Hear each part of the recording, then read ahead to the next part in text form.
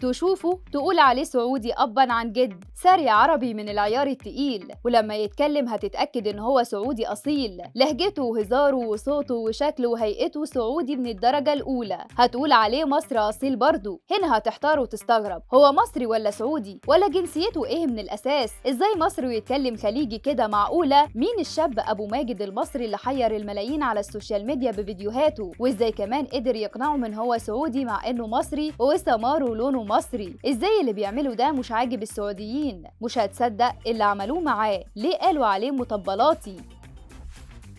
ملامحه فعلا سعودية جدا، ولهجته لما يتكلم ولا يجدعها سعودي. تشوفه في اللهجة المصري تقول لا ده مصري، بس ازاي بيتكلم سعودي كده؟ فيا ترى ايه حكاية ابو ماجد المصري اللي جنن الناس على السوشيال ميديا ومن حبه في السعوديين وعشتهم بقى منهم فيهم بيلبس زيهم كمان؟ هل بيفكر ياخد الجنسية؟ ابو ماجد المصري شاب مصري اصيل مقيم في السعودية زيه زي مصريين كتير جدا، رايح يشق طريقه ويشتغل، بس واضح من كتر احتكاكه بالسعوديين هناك ومعاملته معاهم بقى شبههم في الشكل والهيئة، بقى بيلبس زيهم الجلابية البيضة والعقال والشال اللي على الراس كمان، ويلفوا نفس لفتهم بالظبط، حتى مسمي اسمه نفس اسمائهم ابو فلان. واحدة بعتت له وبتقول له جوزي مش مقتنع ان انت مصري، اقنعه ازاي؟ فرد عليها باللهجة السعودي وقال لها خليه يتواصل معايا وانا اللي هقنعه. فقال له ازاي عرفت ان مش مصري؟ زوجتك بتقول ان هو مصري يبقى مصري. وعلشان يحيرهم اكتر غناله اغنية سعودية. صوته في الغنى حلو جدا والمتابعين كلهم معجبين بصوته وبيطلبوا منه دايما ان هو يغني. طيب هو ليه ابو ماجد بيعمل كده؟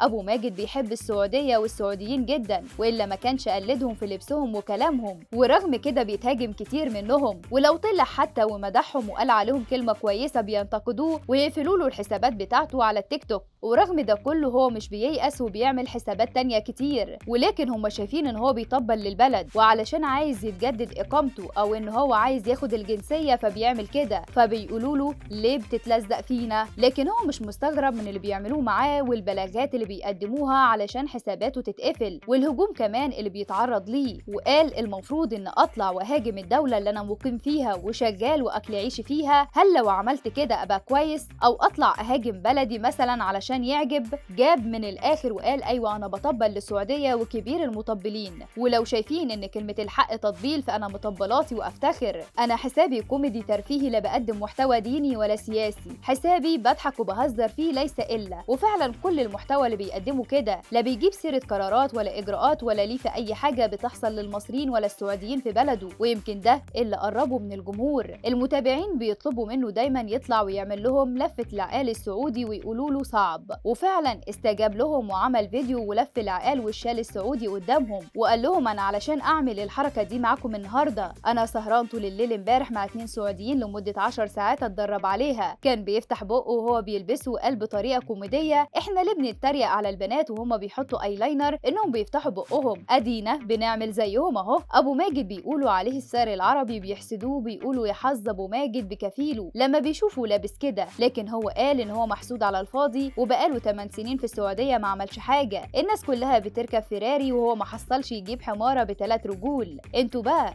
شايفين انه فعلا بيطبل للسعودية والسعوديين ولا السعودية مش محتاجة لتطبيل؟ وهل تعرفوه بتتابعوا ابو ماجد المصري ولا اول مرة تسمعوا عنه وتفتكروا ممكن يتشهر في يوم ويبقى بلوجر مصري مقيم في السعودية زي كتير غيره، ولا مش هيعرف بسبب الهجوم اللي بيتعرض له دايما؟ اكتبوا لنا رأيكم في التعليقات.